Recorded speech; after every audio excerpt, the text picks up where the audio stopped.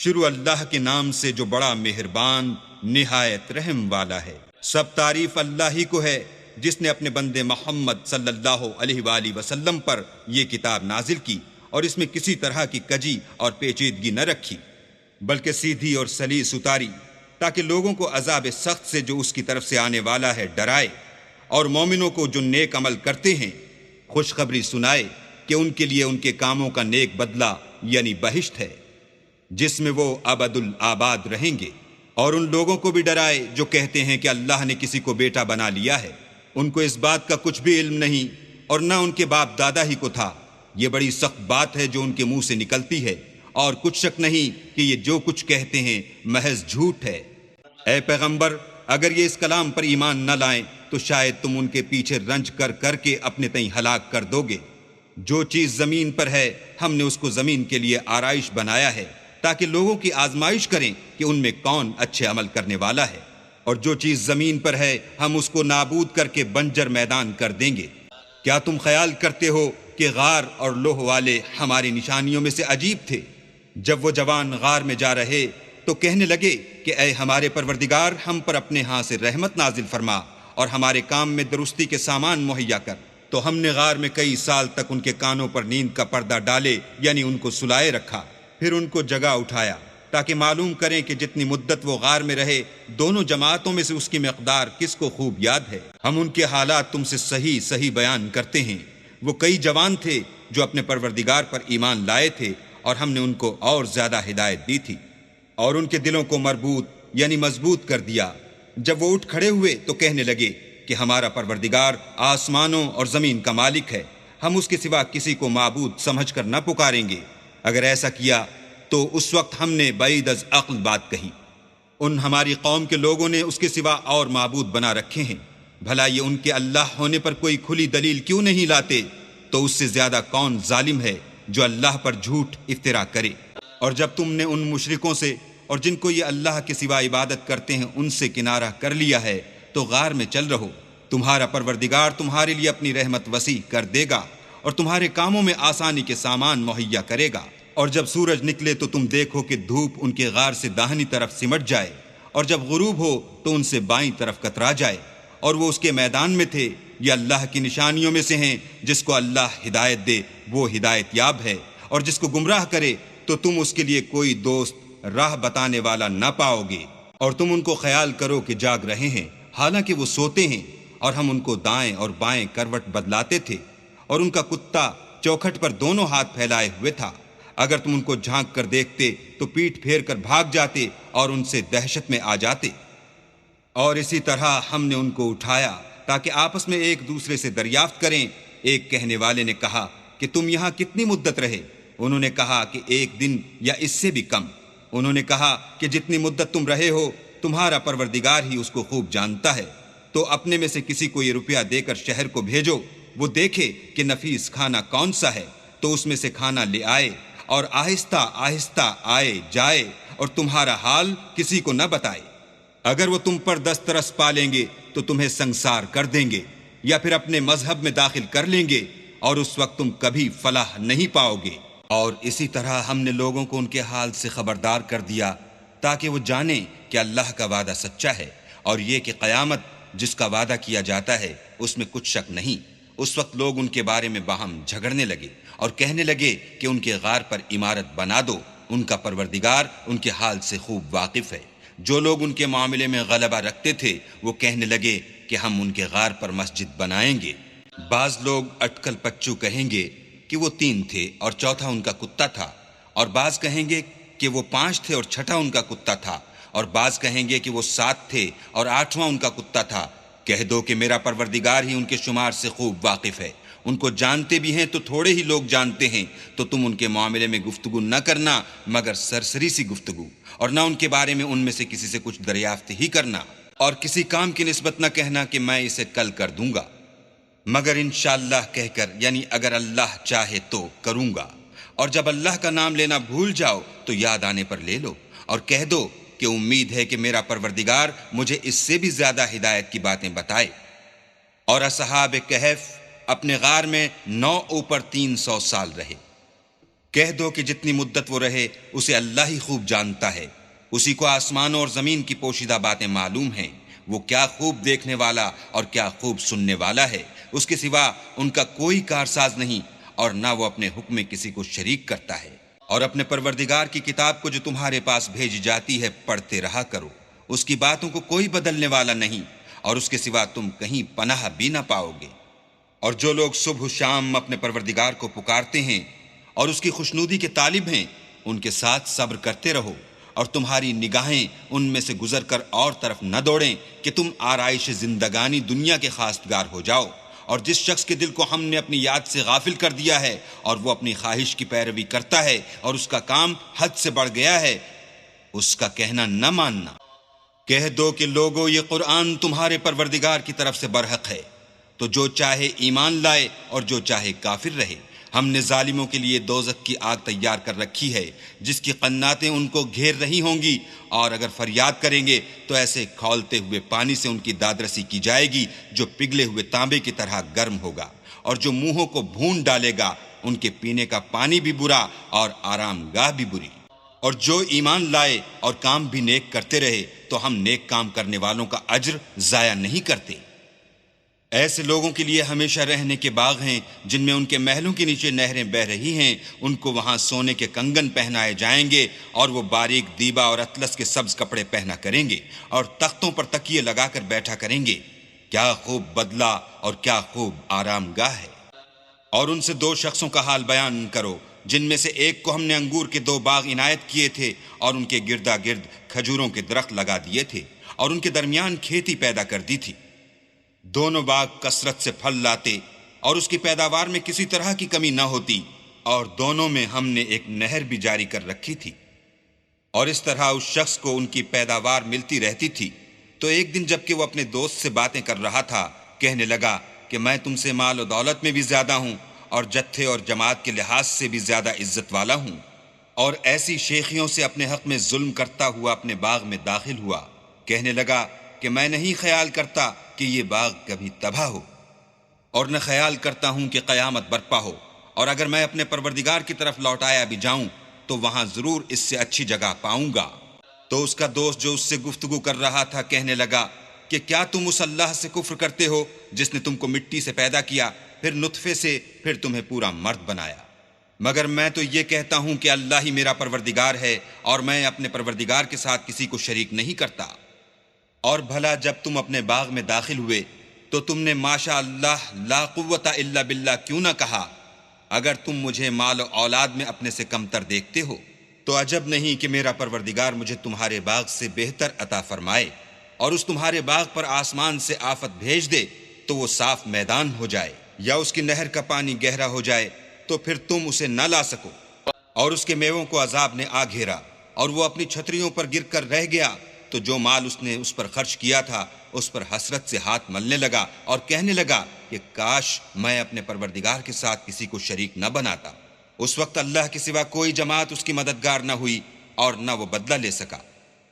یہاں سے ثابت ہوا کہ حکومت سب خدائے برحق کی ہے، اسی کا صلہ بہتر اور اسی کا بدلہ اچھا ہے۔ اور ان سے دنیا کی زندگی کی مثال بھی بیان کر دو، وہ ایسی ہے جیسے پانی جسے ہم نے آسمان سے برسایا تو اس کے ساتھ زمین کی رویدگی مل گئی، پھر وہ چورا چورا ہو گئی کہ ہوائیں اسے اڑاتی پھرتی ہیں، اور اللہ تو ہر چیز پر قدرت رکھتا ہے۔ مال اور بیٹے تو دنیا کی زندگی کی رونق و زینت ہیں، اور نیکیاں جو باقی رہنے والی ہیں وہ ثواب کے لحاظ سے تمہارے پروردگار کے ہاں بہت اچھی ہیں اور امید کے لحاظ سے بہت بہتر ہیں۔ اور جس دن ہم پہاڑوں کو چلائیں گے اور تم زمین کو صاف میدان دیکھو گے اور ان لوگوں کو ہم جمع کر لیں گے تو ان میں سے کسی کو بھی نہیں چھوڑیں گے، اور سب تمہارے پروردگار کے سامنے صف باندھ کر لائے جائیں گے۔ تو ہم ان سے کہیں گے کہ جس طرح ہم نے تم کو پہلی بار پیدا کیا تھا اسی طرح آج تم ہمارے سامنے آئے، لیکن تم نے تو یہ خیال کر رکھا تھا کہ ہم نے تمہارے لیے قیامت کا کوئی وقت مقرر ہی نہیں کیا۔ اور جو عملوں کی کتاب کھول کر رکھی جائے گی تو تم گناہگاروں کو دیکھو گے کہ جو کچھ اس میں لکھا ہوگا اس سے ڈر رہے ہوں گے اور کہیں گے ہائے شامت، یہ کیسی کتاب ہے کہ نہ چھوٹی بات کو چھوڑتی ہے نہ بڑی کو، کوئی بات بھی نہیں مگر اسے لکھ رکھا ہے، اور جو عمل کیے ہوں گے سب کو حاضر پائیں گے، اور تمہارا پروردگار کسی پر ظلم نہیں کرے گا۔ اور جب ہم نے فرشتوں کو حکم دیا کہ آدم کو سجدہ کرو تو سب نے سجدہ کیا مگر ابلیس نے نہ کیا، وہ جنات میں سے تھا تو اپنے پروردگار کے حکم سے باہر ہو گیا۔ کیا تم اس کو اور اس کی اولاد کو میرے سوا دوست بناتے ہو، حالانکہ وہ تمہارے دشمن ہیں، اور شیطان کی دوستی ظالموں کے لیے اللہ کی دوستی کا برا بدل ہے۔ میں نے ان کو نہ تو آسمان اور زمین کے پیدا کرنے کے وقت بلایا تھا اور نہ خود ان کے پیدا کرنے کے وقت، اور میں ایسا نہ تھا کہ گمراہ کرنے والوں کو مددگار بناتا۔ اور جس دن اللہ فرمائے گا کہ اب میرے شریکوں کو جن کی نسبت تم گمان الوہیت رکھتے تھے بلاؤ، تو وہ ان کو بلائیں گے مگر وہ ان کو کچھ جواب نہ دیں گے، اور ہم ان کے بیچ میں ایک ہلاکت کی جگہ بنا دیں گے۔ اور گناہ گار لوگ دوزخ کو دیکھیں گے تو یقین کر لیں گے کہ وہ اس میں پڑنے والے ہیں، اور اس سے بچنے کا کوئی راستہ نہ پائیں گے۔ اور ہم نے اس قرآن میں لوگوں کے سمجھانے کے لیے طرح طرح کی مثالیں بیان فرمائی ہیں، لیکن انسان سب چیزوں سے بڑھ کر جھگڑالو ہے۔ اور لوگوں کے پاس جب ہدایت آ گئی تو ان کو کس چیز نے منع کیا کہ ایمان لائیں اور اپنے پروردگار سے بخشش مانگیں، بجز اس کے کہ اس بات کے منتظر ہوں کہ انہیں بھی پہلوں کا سا معاملہ پیش آئے یا ان پر عذاب سامنے موجود ہو۔ اور ہم جو پیغمبروں کو بھیجا کرتے ہیں تو صرف اس لیے کہ لوگوں کو اللہ کی نعمتوں کی خوشخبریاں سنائیں اور عذاب سے ڈرائیں، اور جو کافر ہیں وہ باطل کی سند سے جھگڑا کرتے ہیں تاکہ اس سے حق کو پھسلا دیں، اور انہوں نے ہماری آیتوں کو اور جس چیز سے ان کو ڈرایا جاتا ہے ہنسی بنا لیا۔ تو اس سے ظالم کون جس کو اس کے پروردگار کے کلام سے سمجھایا گیا تو اس نے اس سے منہ پھیر لیا، اور جو اعمال وہ آگے کر چکا اس کو بھول گیا۔ ہم نے ان کے دلوں پر پردے ڈال دیے کہ اسے سمجھ نہ سکیں، اور کانوں میں ثقل پیدا کر دیا ہے کہ سن نہ سکیں۔ اور اگر تم ان کو رستے کی طرف بلاؤ تو کبھی رستے پر نہ آئیں گے، اور تمہارا پروردگار بخشنے والا صاحب رحمت ہے۔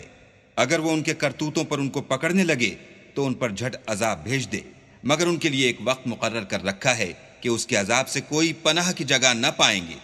اور یہ بستیاں جو ویران پڑی ہیں، جب انہوں نے کفر سے ظلم کیا تو ہم نے ان کو تباہ کر دیا، اور ان کی تباہی کے لیے ایک وقت مقرر کر دیا تھا۔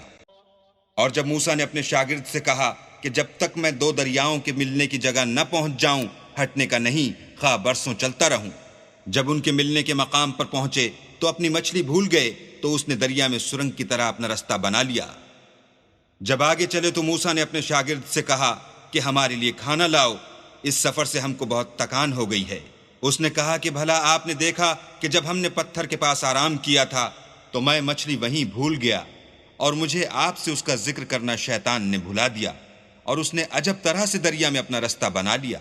موسیٰ نے کہا یہی تو وہ مقام ہے جسے ہم تلاش کرتے تھے، تو وہ اپنے پاؤں کی نشان دیکھتے دیکھتے لوٹ گئے۔ وہاں انہوں نے ہمارے بندوں میں سے ایک بندہ دیکھا جس کو ہم نے اپنے ہاں سے رحمت یعنی نبوت یا نعمت ولایت دی تھی، اور اپنے پاس سے علم بخشا تھا۔ موسیٰ نے ان سے جن کا نام خضر تھا کہا کہ جو علم اللہ کی طرف سے آپ کو سکھایا گیا ہے، اگر آپ اس میں سے مجھے کچھ بھلائی کی باتیں سکھائیں تو میں آپ کے ساتھ ہوں۔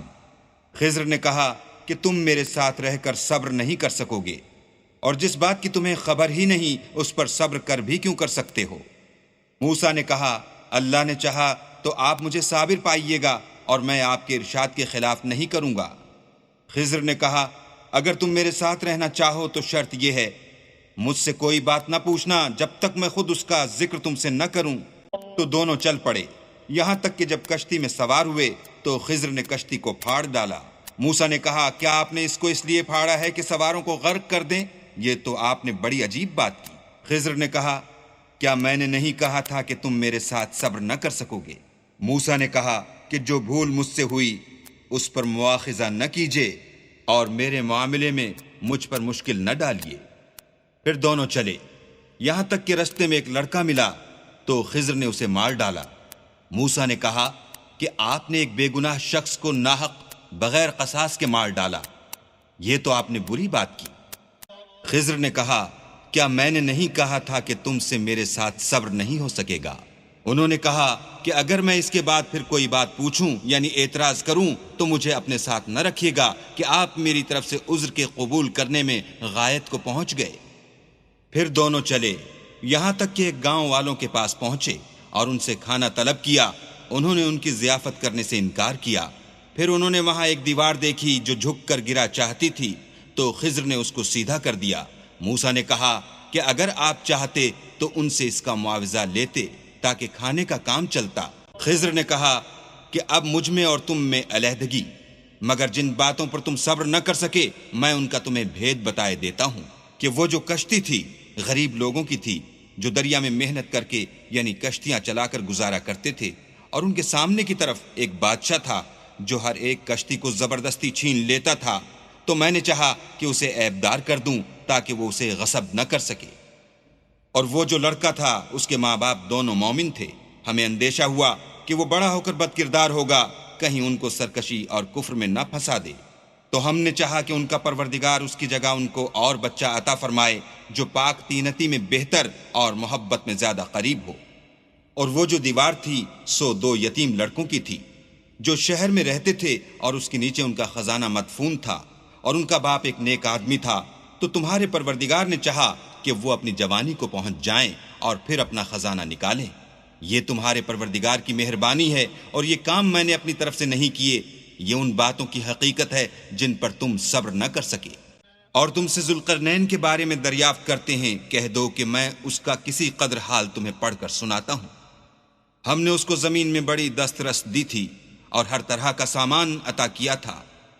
تو اس نے سفر کا ایک سامان کیا، یہاں تک کہ جب سورج کے غروب ہونے کی جگہ پہنچا تو اسے ایسا پایا کہ ایک کیچڑ کی ندی میں ڈوب رہا ہے، اور اس ندی کے پاس ایک قوم دیکھی۔ ہم نے کہا ذوالقرنین تم ان کو خواہ تکلیف دو خواہ ان کے بارے میں بھلائی اختیار کرو، دونوں باتوں کی تم کو قدرت ہے۔ ذوالقرنین نے کہا کہ جو کفر و بد کرداری سے ظلم کرے گا اسے ہم عذاب دیں گے، پھر جب وہ اپنے پروردگار کی طرف لوٹایا جائے گا تو وہ بھی اسے بڑا عذاب دے گا، اور جو ایمان لائے گا اور عمل نیک کرے گا اس کے لیے بہت اچھا بدلہ ہے، اور ہم اپنے معاملے میں اس پر کسی طرح کی سختی نہیں کریں گے بلکہ اس سے نرم بات کہیں گے۔ پھر اس نے ایک اور سامان سفر کا کیا، یہاں تک کہ سورج کے طلوع ہونے کے مقام پر پہنچا تو دیکھا کہ وہ ایسے لوگوں پر طلوع کرتا ہے جن کے لیے ہم نے سورج کے اس طرف کوئی اوٹ نہیں بنائی تھی۔ حقیقت الحال یوں تھی، اور جو کچھ اس کے پاس تھا ہم کو سب کی خبر تھی۔ پھر اس نے ایک اور سامان کیا، یہاں تک کہ 2 دیواروں کے درمیان پہنچا تو دیکھا کہ ان کے اس طرف کچھ لوگ ہیں کہ بات کو سمجھ نہیں سکتے۔ ان لوگوں نے کہا کہ ذوالقرنین یاجوج اور ماجوج زمین میں فساد کرتے رہتے ہیں، بھلا ہم آپ کے لیے خرچ کا انتظام کر دیں کہ آپ ہمارے اور ان کے درمیان ایک دیوار کھینچ دیں۔ ذوالقرنین نے کہا کہ خرچ کا جو مقدور اللہ نے مجھے بخشا ہے وہ بہت اچھا ہے، تم مجھے قوت بازو سے مدد دو، میں تمہارے اور ان کے درمیان ایک مضبوط اوٹ بنا دوں گا۔ تو تم لوہے کے بڑے بڑے تختے لاؤ۔ چنانچہ کام جاری کر دیا گیا، یہاں تک کہ جب اس نے دونوں پہاڑوں کے درمیان کا حصہ برابر کر دیا اور کہا کہ اب اسے دھونکو، یہاں تک کہ جب اس کو دھونک دھونک کر آگ کر دیا تو کہا کہ اب میرے پاس تانبا لاؤ کہ اس پر پگھلا کر ڈال دوں۔ پھر ان میں یہ قدرت نہ رہی کہ اس پر چڑھ سکیں، اور نہ یہ طاقت رہی کہ اس میں نقب لگا سکیں۔ بولا کہ یہ میرے پروردگار کی مہربانی ہے، جب میرے پروردگار کا وعدہ آ پہنچے گا تو اس کو ڈھا کر ہموار کر دے گا، اور میرے پروردگار کا وعدہ سچا ہے۔ اس روز ہم ان کو چھوڑ دیں گے کہ روئے زمین پر پھیل کر ایک دوسرے میں گھس جائیں گے، اور سور پھونکا جائے گا تو ہم سب کو جمع کر لیں گے، اور اس روز جہنم کو کافروں کے سامنے لائیں گے جن کی آنکھیں میری یاد سے پردے میں تھیں اور وہ سننے کی طاقت نہیں رکھتے تھے۔ کیا کافر یہ خیال کرتے ہیں کہ وہ ہمارے بندوں کو ہمارے سوا اپنا کارساز بنائیں گے تو ہم خفا نہیں ہوں گے؟ ہم نے ایسے کافروں کے لیے جہنم کی مہمانی تیار کر رکھی ہے۔ کہہ دو کہ ہم تمہیں بتائیں جو عملوں کے لحاظ سے بڑے نقصان میں ہیں، وہ لوگ جن کی سعی دنیا کی زندگی میں برباد ہو گئی اور وہ یہ سمجھے ہوئے ہیں کہ اچھے کام کر رہے ہیں۔ یہ وہ لوگ ہیں جنہوں نے اپنے پروردگار کی آیتوں اور اس کے سامنے جانے سے انکار کیا تو ان کے اعمال ضائع ہو گئے، اور ہم قیامت کے دن ان کے لیے کچھ بھی وزن قائم نہیں کریں گے۔ یہ ان کی سزا ہے یعنی جہنم، اس لیے کہ انہوں نے کفر کیا اور ہماری آیتوں اور ہمارے پیغمبروں کی ہنسی اڑائی۔ جو لوگ ایمان لائے اور عمل نیک کیے ان کے لیے بہشت کے باغ مہمانی ہوں گے، ہمیشہ ان میں رہیں گے اور وہاں سے مکان بدلنا نہ چاہیں گے۔ کہہ دو کہ اگر سمندر میرے پروردگار کی باتوں کے لکھنے کے لیے سیاہی ہو تو قبل اس کے کہ میرے پروردگار کی باتیں تمام ہوں سمندر ختم ہو جائے، اگرچہ ہم ویسا ہی اور اس کی مدد کو لائیں۔ کہہ دو کہ میں تمہاری طرح کا ایک بشر ہوں، البتہ میری طرف وہی آتی ہے کہ تمہارا معبود وہی ایک معبود ہے، تو جو شخص اپنے پروردگار سے ملنے کی امید رکھے چاہیے کہ عمل نیک کرے اور اپنے پروردگار کی عبادت میں کسی کو شریک نہ بنائے۔